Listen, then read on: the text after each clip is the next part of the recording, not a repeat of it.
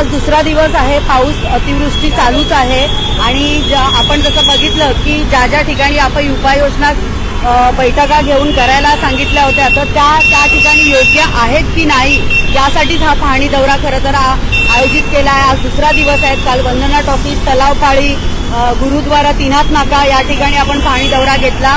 आज घोडबंदर रोड येथे सुद्धा पाणी भरण्याचं प्रमाण असतं, पण पंपिंग वगैरे ही उपाययोजना इथे केलेली आहे।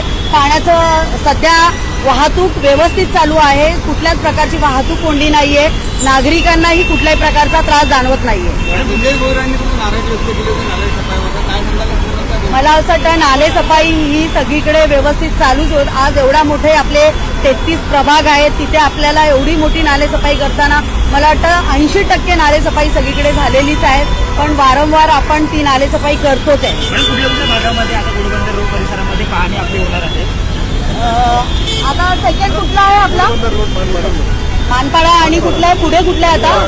डिमांड आणि घोडबंदर रोड, डिमांड एवढाच आहे।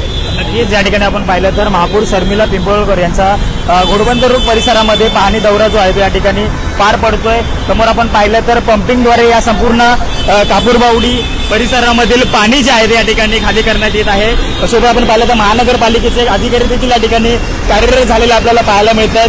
संपूर्ण आज हा दौरा जो आहे तो या ठिकाणी महापौरांचा पार पडतोय।